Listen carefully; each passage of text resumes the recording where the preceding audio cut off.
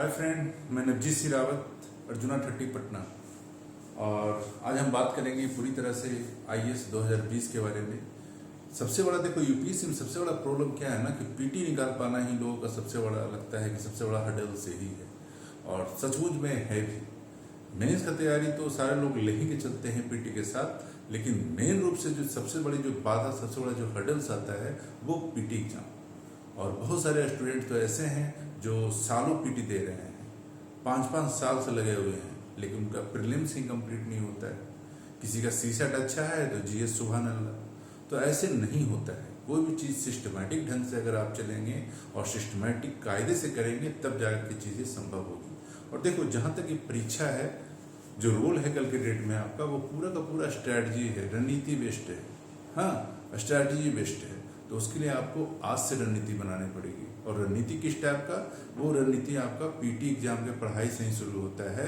PT exam पे दिखता है, मेंस में दिखता है, पर्सनालिटी टेस्ट में दिखता है, ओवरऑल फिर आपको लवासना और उसके आगे सारी चीज़ें आपको देखने को मिलेगा। तो जब तक रणनीति नहीं बनाएंगे आप पीटी एग्जाम का, और ये आज से नहीं, पिछले मैं 8-10 साल से मैं बता रहा हूँ, इसी रणनीति पे फॉर्मेट पे लोग काम कर रहे हैं और उनका पीटी हो जा रहा है। आपको भी क्या करना है, एक रणनीति बनाना पड़ेगा। जैसे कि जीएस पेपर वन जो होता है, खासकर जनरल स्टडी, टोटल जो होता है 100 क्वेश्चन होते हैं। एक question 2 marks. How many marks? 200 marks. और 200 मार्क्स, आउट ऑफ 200 मार्क्स अगर देखा जाए तो 102 नंबर, 103 नंबर, 4 नंबर, 6 नंबर लगभग सिलेक्शन हो जाता है। हाँ, तो आपको 100+ लेके चलना पड़ेगा। अगर आपका रिजर्वेशन में है तो हो सकता है कुछ और कम नंबर पे आपका सिलेक्शन हो जाए, लेकिन आपको 100, 102, 103 लेकर के कम से कम चलना पड़ेगा। अगर 105 लेके चलते हैं तो और बेटर है। तो इस रणनीति से आपको काम करना पड़ेगा। और 100 क्वेश्चन जो होते हैं 100 क्वेश्चन के, तो 100 क्वेश्चन में 90 क्वेश्चन को आपको तैयारी लेके चलना पड़ेगा। 90 क्वेश्चन यूपीएससी में अगर हर सब्जेक्ट को अगर पीटी में पकड़ के चलेंगे, सोचेंगे इससे सारा कुछ कवर करते हुए निकल जाएं, तो थोड़ा मुश्किल होता है। तो 90 प्रश्न की तैयारी लेके चलिए। 100 प्रश्न में 10 प्रश्न आपको जो होता है साइंस एंड टेक्नोलॉजी से रिलेटेड, कुछ बेसिक्स ऑफ इकोनॉमिक्स होते हैं जो कि बहुत कम लोगों से हो पाता है। वो हो सकता है अगर आपका साइंस बैकग्राउंड हो, टेक्नोलॉजी बैकग्राउंड हो, तो 2-3 क्वेश्चन अटेम्प्ट कर लें, अदरवाइज मुश्किल होता है। 90 क्वेश्चन में अगर देखा जाए तो 90 प्रश्न में आप 80 प्रश्न बना के आए, इस तरह से रणनीति हो आपका। तो 80 प्रश्न आप कैसे बनाएं? तो 30 नंबर तो आपका करंट से ही होता है, नेशनल, इंटरनेशनल। हाँ, तो वो लेके चलें। और उसमें बहुत सारा जो सेक्शन होता है वो इकोनॉमिक सर्वे का होता है, बजट से रिलेटेड होता है। हाँ, और कुछ कुछ जो नए इन्वेंशंस होते हैं और साइंस एंड टेक्नोलॉजी का कुछ करंट जो है हिंदू में भी चर्चा रहता है, वो सबसे क्वेश्चन रहता है। तो उसको भी आप लेके चलें करंट में।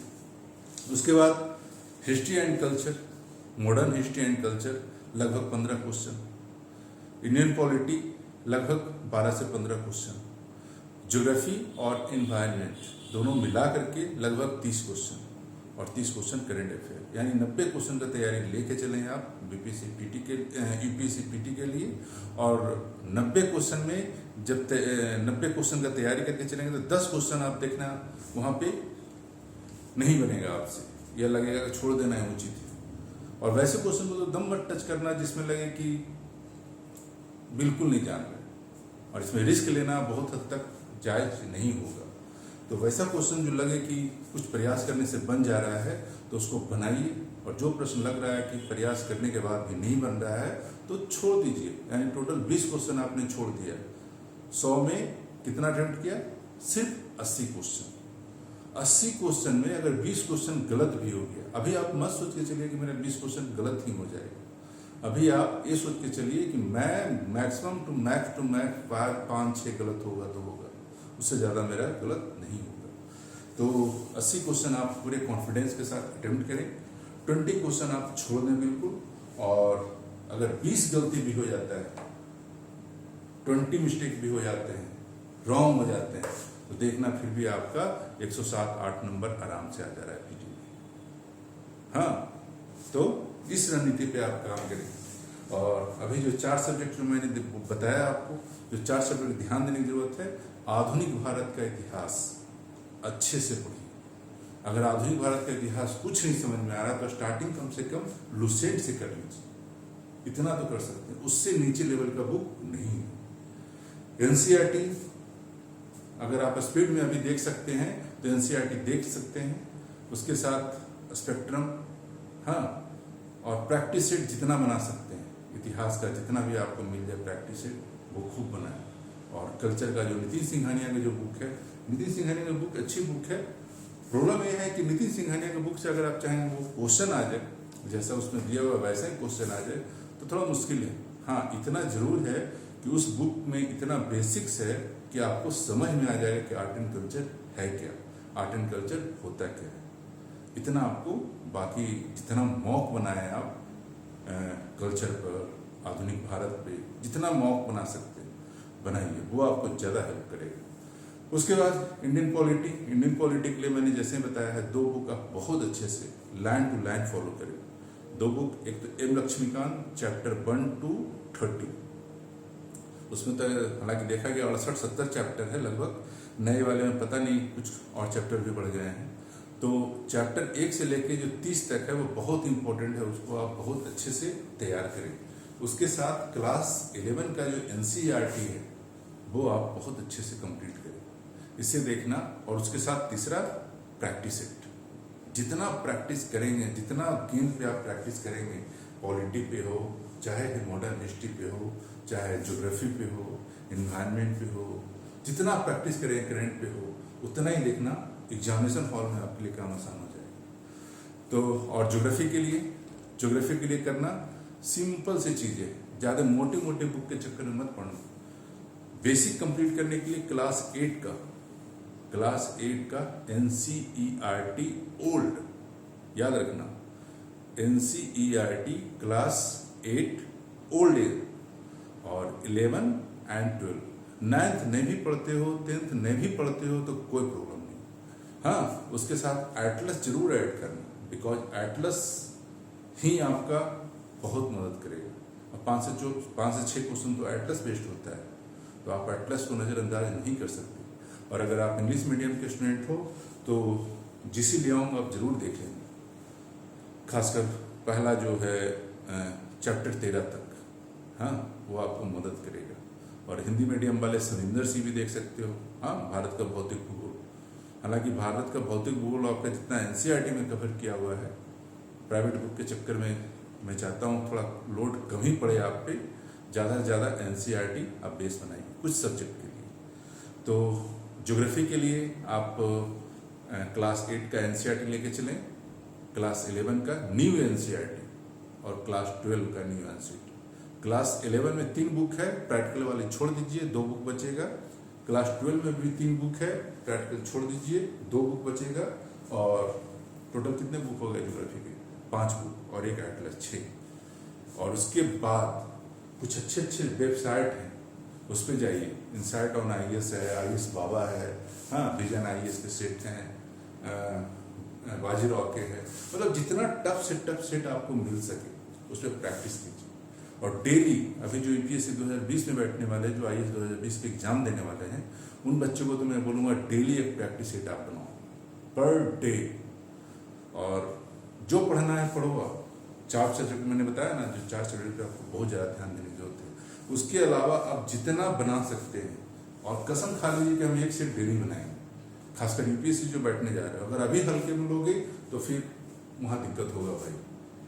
तो अभी ज़्यादा से ज़्यादा, आप ये नहीं कहूँगा मैं 10 सेट बनाऊँ दिन भर में, तो अरे जो बैंकिंग का तैयारी करता है, जो एसएससी का तैयारी करता है, कभी उसको जाके देखिए, वो दिन भर में 3 सेट मारते हैं जो बैंकिंग की तैयारी करते हैं। हाँ, जब वो बैंकिंग की तैयारी करते हैं और 3 सेट मारते हैं, आप तो फिर भी यूपीएससी, आप एक सिविल सर्विस अधिकारी बनने जा रहे हो, आईपीएस ऑफिसर बनने जा रहे हो, आईएएस ऑफिसर बनने जा रहे हो, हाँ, आईएफएस ऑफिसर, आईआरएस ऑफिसर। तो आपको कितना उससे ज़्यादा बनना पड़ेगा, कितना करना पड़ेगा। और मैं तो इतना हल्के में बोल रहा हूँ, सिर्फ एक सेट बनाने की जरूरत है आपको। तो ये तो बहुत सस्ता सौदा है। एक सेट बनाए डेली, और वो सेट अगर बना सकते हैं तो बहुत अच्छा है, वेल एंड गुड। और नहीं बना सकते तो कम से कम क्वेश्चन को अच्छे से आप देखिए बारीकी से, और उसका जो सॉल्यूशन दिया हुआ है उस सॉल्यूशन को बहुत बारीकी से देखिएगा, आपको बहुत लाभ होगा। और 15 दिन के बाद 20 दिन के बाद आपको लगेगा कि मैं सेट बनाऊँ। कुछ लोग क्या गलती करते हैं ना, जब सेट लेते हैं तो अभी से ही 30 क्वेश्चन बनाएंगे, आउट ऑफ 100 30 क्वेश्चन बनाएंगे, 25 क्वेश्चन बनाएंगे, हाँ कोई 40 बनाएंगे, 45 बनाएंगे, और नंबर कम आएगा। मिस्टेक भी होता है, गलतियाँ भी होता है, नंबर कम आता है। लोग बोलते हैं सर लगता है ये सब नहीं होगा। गलती तो आप खुद कर रहे हो, आप कैसे बोल रहे हो नहीं होगा? अरे मैंने क्या बोला, थोड़ा सा रिस्क लेना पड़ेगा। रिस्क क्या? जैसे 100 क्वेश्चन सेट आए आप 80 क्वेश्चन अटेम्प्ट करो। मैं बता रहा हूँ, आप 80 क्वेश्चन अटेम्प्ट करें, देखना जितना आप 40 क्वेश्चन बना करके जितना अंक आ रहा है आपका, उससे डबल अंक आएगा आपका। गलतियां भी हो गई फिर भी आपका डबल अंक आएगा। तो आप जैसे ही यूपीएससी की तैयारी कर रहे हो, इस साल एग्जाम देने वाले हो, 100 क्वेश्चन का सेट लो, कंप्लीट सेट, चाहे सब्जेक्ट वाइज लो चाहे तो पूरा कंप्लीट सेट लो, हाँ पूरा ऑल सब्जेक्ट का। Attempt how many question? 80 question. OMR sheet रखो, 80 क्वेश्चन अटेम्प्ट करो, देखना 20 क्वेश्चन भी अगर गलत हो गया आपका 107-8 नंबर आ रहा है, जोड़ घटाव कर लेना। एक क्वेश्चन होता है 2 नंबर का, हाँ, और 1/3 आपका निगेटिव कटता है, यानी कि 1/3 अगर कटा तो 1/6 लेके चलो, क्योंकि एक क्वेश्चन है कितने नंबर का? 2 नंबर का। तो ये रणनीति पे आप काम करें। और अगर आप अभी 25 क्वेश्चन 30 क्वेश्चन 40 क्वेश्चन बनाने के चक्कर में पड़े हो और इस साल यूपीएससी देना है तो फिर फंसेगा। जब आप यहाँ नहीं कर रहे हो 80 क्वेश्चन अटेम्प्ट, तो वहां पे अचानक कैसे कर लोगे आप 80-90 क्वेश्चन अटेम्प्ट? तो ये सब चीज़ों से बचो। और वहाँ तो कभी कभी मैंने ऐसा भी देखा है, मैंने खुद यूपीएससी दिया है और बहुत सारे छात्रों को टच में भी हूँ और हर साल देखता भी हूँ। तो बहुत लोग गलती क्या करते हैं ना, यहाँ पे 70 क्वेश्चन बनाएंगे, 50 क्वेश्चन बनाएंगे, और वहाँ पर जब जाएंगे तो बोलेंगे सर वहाँ हो जाएगा ना, और वहाँ पे क्या करते हैं कि 90 क्वेश्चन बनाते हैं, 95 फिर भी कहते हैं 5 छोड़ क्यों दे, इतना दूर से एग्जाम देने आए हैं 5 क्वेश्चन क्यों छोड़ दे? तो ये मत करना। वहाँ लालच आएगा कि हम क्यों छोड़े 10 क्वेश्चन, हम क्यों छोड़े 20 क्वेश्चन, ना, लालच में नहीं पड़ना है। 20 क्वेश्चन आप मजे मजे छोड़िए, और 20 क्वेश्चन ऐसा होगा जिसको बिल्कुल ऑप्शन आपको पता नहीं है, उस पर रिस्क लेने की जरूरत नहीं। हाँ 10 क्वेश्चन, जैसे 70 क्वेश्चन पे अटेम्प्ट अच्छे से कर रहे हैं, 10 क्वेश्चन उस पर आप रिस्क ले सकते हैं जिस पे लग रहा है कि किसी ऑप्शन में भटक रहे हैं, उसमें आप रिस्क ले सकते हैं। 80 क्वेश्चन अटेम्प्ट करें, 20 गलत, करेक्ट कितना हो गया? 60। फिर भी देखें आपको रिफाई कर देंगे। और फिर मैं बता रहा हूँ 4 सब्जेक्ट को भूलना मत। वो कौन सा विषय 4 है? आधुनिक भारत का इतिहास और कल्चर, दूसरा पॉलिटी, तीसरा ज्योग्राफी और इन्वायरमेंट, चौथा current affair, national and international, जो भी घटनाएं हो रही है, जो भी इवेंट हो रहे हैं खासकर इम्पोर्टेंट। और एक करंट अफेयर जो 30 क्वेश्चन है कहाँ से कवर हुआ है, सबसे बड़ा क्वेश्चन है सबका। बहुत लोग पूछते भी है इसके बारे में, सर करंट अफेयर के लिए क्या करें, यूपीएससी कहाँ से पूछती है? देखो सबसे पहले तो मैंने बोला है कि अगर पीटी देना है यूपीएससी का तो first of all you go through previous year question paper. और लोग सबसे बड़ा गलती यही करते हैं, ना सिलेबस देखते हैं ना प्रीवियस ईयर का क्वेश्चन पेपर देखते हैं। तो सबसे पहले आप प्रीवियस ईयर का क्वेश्चन पेपर देखो, बल्कि नेट पे जाओ, नेट पर तो पिछले प्रीवियस ईयर का पूरा बंडल पड़ा है, पूरा सेट पड़ा है, क्वेश्चन एंड देयर सॉल्यूशन, वो बहुत अच्छे से देखो। और सभी करीब 8 से 10 क्वेश्चन हर साल मिलता जुलता, हो बहुत तो नहीं कर सकते, लेकिन हाँ मिलता जुलता 8 से 10 क्वेश्चन हर साल, पॉलिटी से, हिस्ट्री से, कल्चर से, ज्योग्राफी से, हाँ ये रिपीट करता है। जब आप एनालिसिस में जाओगे, एग्जाम दे के आओगे और प्रीवियस ईयर क्वेश्चन का भी आपने अगर अच्छे से बनाया है, तब आपको पता चलेगा अरे अच्छा इस तरह से रिपीट करता है। तो प्रीवियस ईयर जरूर देखिए आप।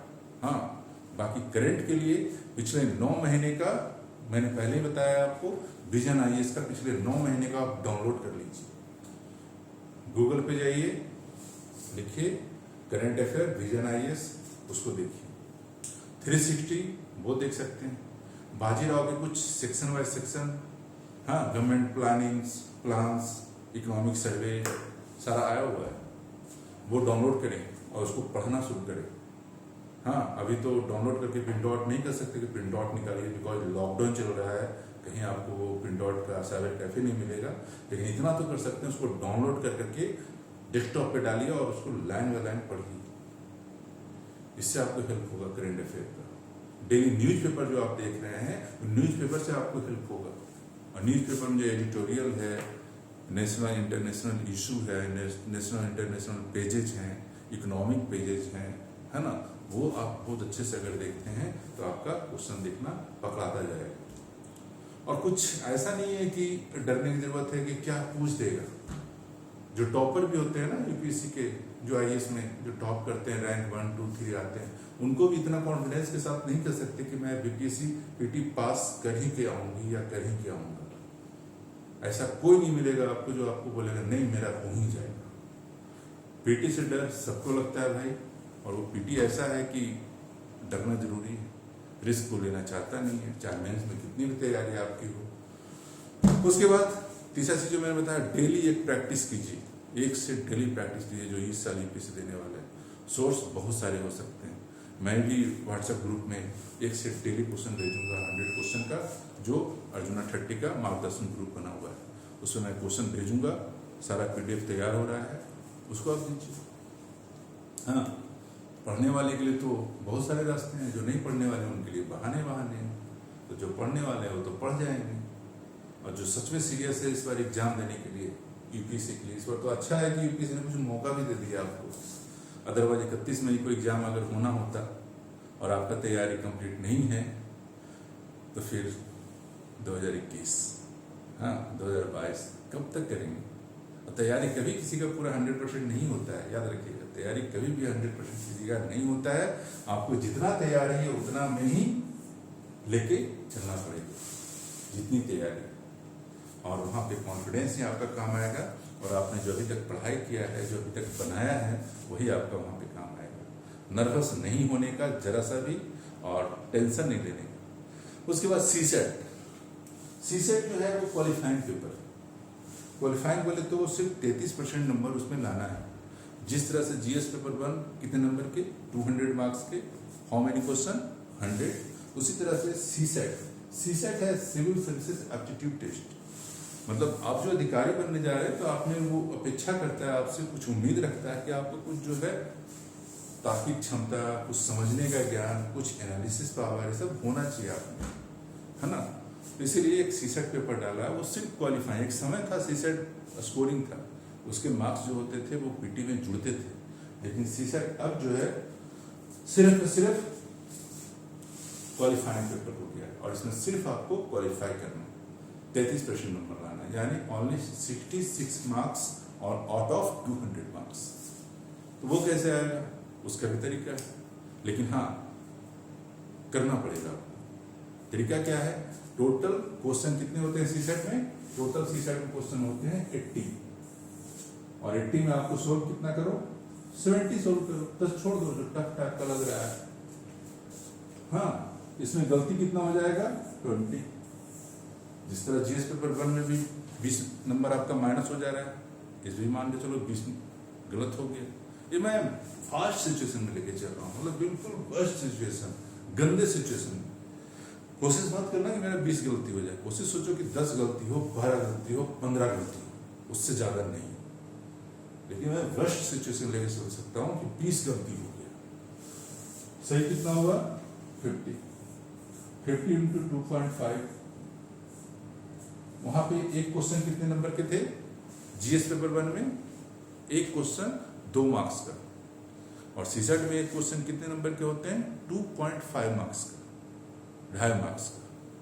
तो इतना करने के बाद उसके बाद पेनल्टी काट लेना, काटने के बाद आपका 75 मार्क्स देखना फिर भी आ जा रहा है। Out of 200 need only 66 marks, you get 75 marks। हाँ, तो इस रणनीति पे काम करना, और सीसेट वाले सेक्शन में देखो बहुत सारी चीज होता है, मैथ भी होता है, मेंटल मैथ भी होता है, रीजनिंग भी होता है, हाँ, कॉम्प्रिहेंशन भी होता है। तो उसको जब स्टडी करना तो ये देखना कॉम्प्रिहेंशन वाला पार्ट थोड़ा मजबूत करके चलो, बिकॉज उस पर जो क्वेश्चन होते हैं ना, बहुत सारे क्वेश्चन होते हैं कॉम्प्रिहेंशन बेस्ड। और कॉम्प्रिहेंशन का जब क्वेश्चन आप बनाना तो ऐसे पहले क्वेश्चन पढ़ो, क्वेश्चन पूछ क्या रहा है, हाँ, क्वेश्चन पता चल गया, 5 क्वेश्चन ही पूछ रहा है, अब कॉम्प्रिहेंशन को पढ़ो, ठीक है, देखना समझ में आ जाएगा, आसान सॉल्व करने में आसानी होगी। लोग क्या करते हैं, पहले कॉम्प्रिहेंशन पढ़ते हैं फिर क्वेश्चन को बनाते हैं ना, पहले क्वेश्चन देख लो क्वेश्चन पूछ क्या रहा है, फिर कॉम्प्रिहेंशन करो। एक बार में समझ में नहीं आ रहा, थोड़ा तेजी से पढ़ो, 2 बार पढ़ने के बाद ऑलमोस्ट आपको समझ में आने लगेगा क्वेश्चन पूछ क्या रहा है, ठीक है।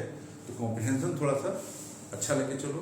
मैथ अगर आपका कमजोर भी है फिर भी देखना, जो टफ टाइप का मैथ अगर छोड़ दिए फिर भी आप बहुत अच्छे से out of 80 question 70 question attempt किया, फिर भी किस्मत भी अगर खराब हो गया, भी गलत भी हो गया, फिर भी आपका लगभग, कुछ लोग कहते हैं कि सर जीएस में 60 क्वेश्चन बनाएंगे हो जाए, इतना अटेम्प्ट करने की क्या जरूरत है जीएस पेपर 1 में और जीएस पेपर 2 में, है ना, सीसेट में। देखो ऐसे भी कर सकते हो, बट प्रॉब्लम क्या है ना कि 60 क्वेश्चन जो आप बनाओगे तो क्या गारंटी का वो 60 क्वेश्चन वो सही होगा आपका एक्यूरेट। लोग बोलते हैं ना जीएस पेपर 1 में 60 बनाएंगे sir, out of 100 only 60 question बनाएंगे, इतना सारा क्या बनाएंगे, 80 क्वेश्चन अटेम्प्ट करो। मैं बोलता हूँ ठीक है, अगर 60 क्वेश्चन, कितने लोग हैं ऐसे 5 लाख में कितने लोग हैं जो 60 क्वेश्चन बनाए और 60 का 60 क्वेश्चन सही हो जाए, 10 लोग होंगे, 12 लोग होंगे। तो सबके लिए तो है नहीं कि आपने 60 क्वेश्चन अटेम्प्ट किया, 60 क्वेश्चन रंगा और 60 का 60 क्वेश्चन आपका सही हो गया। तो सबके साथ एक फॉर्मूला थोड़ा मुश्किल है। उसी तरह सीसेट में भी ऐसा नहीं, कुछ लोग बोलते हैं कि 30-35 क्वेश्चन गिन के बनाएंगे या 30 क्वेश्चन गिन के बनाएंगे, सर इतना में हो जाएगा, कुछ मार्जिन लेके चलना पड़ेगा, तब जाकर के चीजें देखना आसान हो जाएगा। तो उम्मीद है आप लोग को समझ में आया होगा पीटी एग्जाम के बारे में, कैसे कैसे क्या करना है नहीं करना है, और मैंने बता भी दिया है। हिस्ट्री के लिए जो एनसीईआरटी जो किताब है ना, उसको आप जरूर पढ़िए, लेकिन जो बिपिन चंद्रा वाली बुक है वो पीटी में काम नहीं आएगा भाई। कुछ लोग बोलेंगे बिपिन चंद्रा पढ़ लो क्लास 12, नहीं काम आएगा पीटी। उससे अच्छा स्पेक्ट्रम, जो राजीव अहीर का स्पेक्ट्रम है वो देख लीजिए, वो काम आ जाएगा। एनसीईआरटी है, हाँ, क्लास 12 का, वो देख लीजिए, वो काम आ जाएगा। बंदोपाध्याय साहब का जो बुक है वो देख लीजिए, वो आपका काम आ जाएगा। हाँ, कुछ कोचिंग क्लासेस के हिस्ट्री के स्पेशल नोट्स हैं, मॉडर्न हिस्ट्री, वो आप नेट पे जाएंगे, गूगल पे जाएंगे, वो आपको मिल जाएंगे, वहाँ से डाउनलोड करिए। नोट्स जितना आपको मिलता है आज के डेट में, नोट्स भी बहुत है अवेलेबल। एक समय था नोट्स वगैरह अवेलेबल नहीं था, आज के समय में नोट्स बहुत अवेलेबल है। तो जितना नोट्स मिलता है, नोट्स सारा कलेक्शन तो ठीक है, लेकिन वहाँ पे भी आपको हंस की तरह बनना पड़ेगा, सिलेक्टिव, बिल्कुल सिलेक्टिव बनना पड़ेगा। कौन सा इसमें काम का है वो अलग कीजिए और बाकी चीज़ों को साइड कीजिए, छोड़िए उसको, ऐसे जाकर सिलेक्टिव बनना पड़ेगा। कल्चर में जो चीज़ें पूछता है क्वेश्चन में, वो देखना, मैंने पहले ही बताया, नितिन सिंघानिया बेस के लिए ठीक है। अगर आप सोचेंगे नितिन सिंघानिया पढ़ करके हम पूरा क्वेश्चन अटेम्प्ट कर देंगे तो थोड़ा मुश्किल है भाई। अगर आप पिछले 5 साल का क्वेश्चन देखें तो आपको समझ में आ जाएगा कि जो क्वेश्चन पूछ रहा है वो कहाँ है। अगर आप न्यूज़पेपर पढ़ रहे हैं, द हिंदू पढ़ रहे हैं, या कोई मंथली मैगजीन पढ़ रहे हैं, हाँ, और जो मैंने बोला करंट अफेयर का जो चीज़ें हैं उसमें भी कल्चर का सेक्शन होता है, हाँ, तो वो सब अगर कर रहे हैं तो देखना चीज़ें आपके लिए आसान हो जाएगी। और जितना प्रैक्टिस सिर्फ देंगे, जितना मॉक देंगे, वो मॉक में देखना, मॉक बहुत काम करेगा आपका।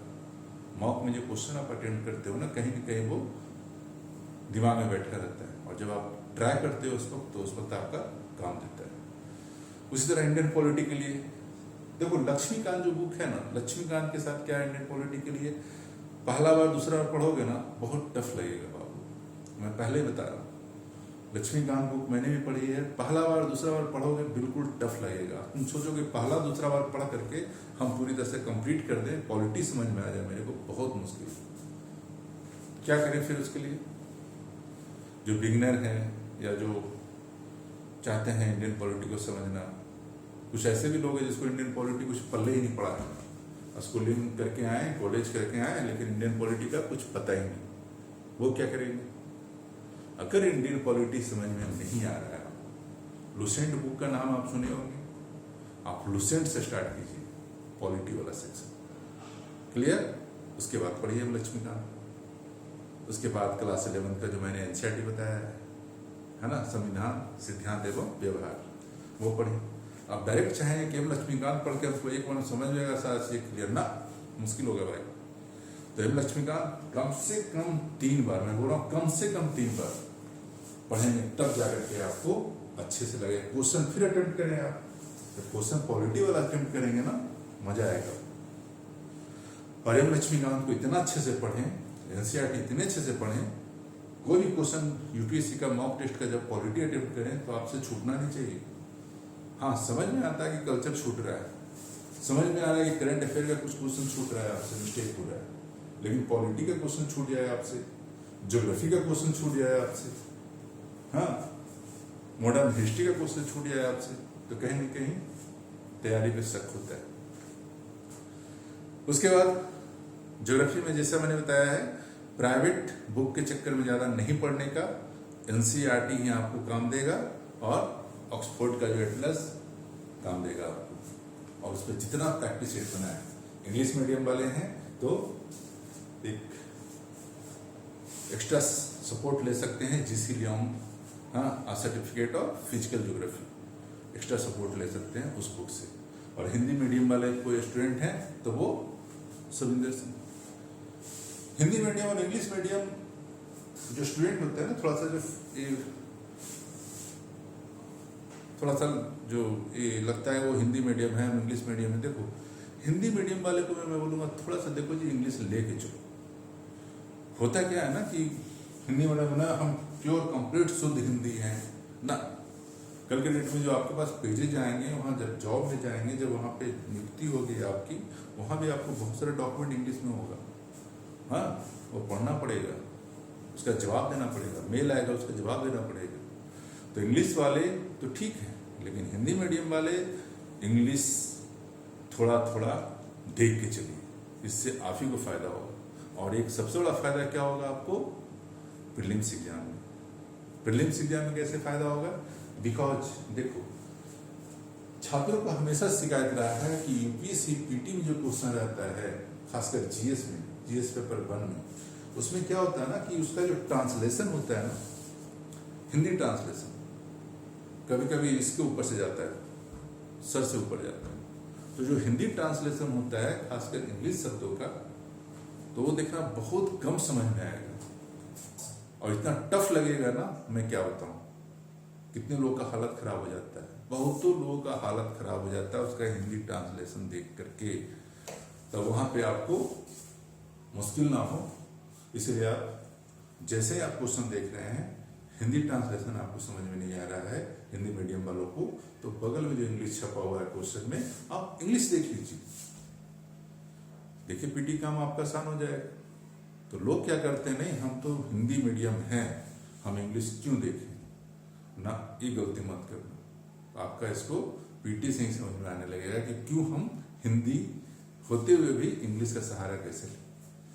तो सफलता में एक चीज ये भी मदद करेगा आपको कि अगर आप हिंदी मीडियम का स्टूडेंट हो, तो जो क्वेश्चन बहुत टफ लग रहा है, एक होता है ना, जैसे क्वेश्चन मिलेगा आपको, इधर हिंदी रहेगा और इधर इंग्लिश रहेगा, तो हिंदी जब समझ में आ रही है ठीक है, कुछ ऐसा वर्ड आ गया, कुछ ऐसा शब्द आ गया जो बहुत ही टफ लग रहा है, उसका ट्रांसलेशन, शुद्ध हिंदी ट्रांसलेशन, तब आप क्या करेंगे, उसी क्वेश्चन का इंग्लिश ट्रांसलेशन देखेंगे, आसानी से पकड़ में आ जाएगा क्वेश्चन कि क्वेश्चन पूछ क्या रहा है।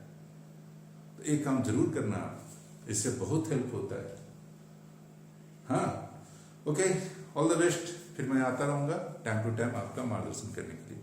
तो आज का मार्गदर्शन में यहीं पे वाइंड अप करते हैं, और आप सभी इसका आनंद लिए। बहुत बहुत धन्यवाद।